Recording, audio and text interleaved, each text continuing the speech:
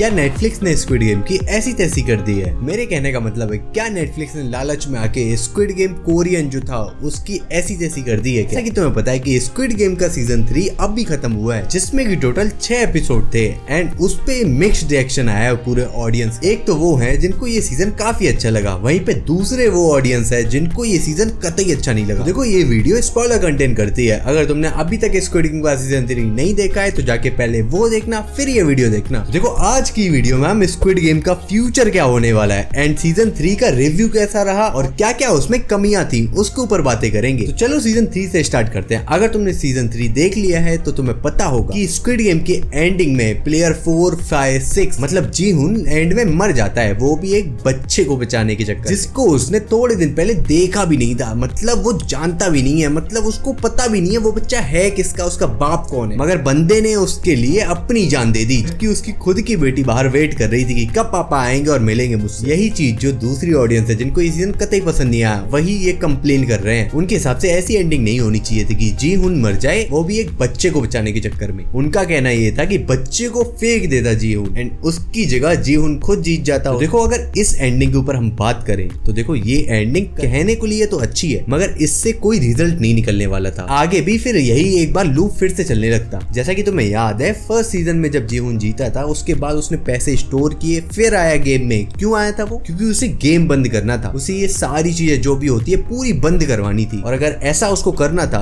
तो भाई अगर वो सीजन 3 भी जीत जाता और पैसे उसको मिल जाते, फिर भी वो गेम को खत्म नहीं करवा पा रहा था, रोक नहीं पा रहा था। तो उसने लास्ट में जाते जाते एक स्पीच दी जिसमें उसने बोला कि हम ह्यूमंस है, कोई रेस में दौड़ने वाले घोड़े नहीं है। इस स्पीच से उसे लगा जितने भी VIPs हैं या फिर जो गेम होस्ट करवा रहा है लीडर, उन पे कोई इम्पैक्ट पड़ेगा और वो आगे आने वाले टाइम में गेम को बंद कर दे। देखो ऐसा तो कतई नहीं होने वाला था कभी भी। तो कंक्लूजन ये आता है कि देखो जो दूसरी ऑडियंस थी जिनको दूसरी एंडिंग चाहिए थी, मतलब वो बच्चा मर जाता, जी-हुन बच जाता, तो उसके बाद भी कोई कंक्लूजन नहीं निकलने वाला था। तुम ये सोचो कि पैसे लेके वो बाहर जाए, फिर वो हंट करे वो आइलैंड कहाँ है, फिर ढूंढे, तब तक दूसरा गेम में कितने लोग मर जाएंगे। अगर उस वे में चलते तो भाई ये सीरीज आगे और बढ़ती चली जाती, जो कि ना ही तुम्हें चाहिए ना ही मुझे। मगर जो मेरा ओपिनियन है उस पे अगर मैं बात करूं तो देखो भाई मेन मोटो क्या था प्लेयर 4, 5, 6 का इस गेम में वापस आने का? उसका मेन मोटो था कि वो इन गेम्स को बंद करवाएगा, आगे कोई भी इन गेम में पार्टिसिपेट नहीं करेगा, ये गेम खेले ही नहीं जाएंगे। और जी-हुन का इंटेंट सीजन 2 में दिखता भी है कि वो प्लेयर गेम को बंद करवाने के लिए ही वापस आया है इस गेम में। मगर अगर सीजन 3 की बात करें तो भाई वो इंटेंट ही गायब है, मतलब बंदा ऐसे लग रहा है कि थक हार चुका है, अब वो खत्म हो जाए, मर ही जाना चाहता है। और तो और वो एंड एपिसोड में आते आते अपने को जिताना भी चाहता है, जो कि उसका एम कतई नहीं था जब वो सीजन 2 में आया था इन गेम में वापस। तो ये एंडिंग देख के मुझे ऐसा ही लगता है कि सीजन 2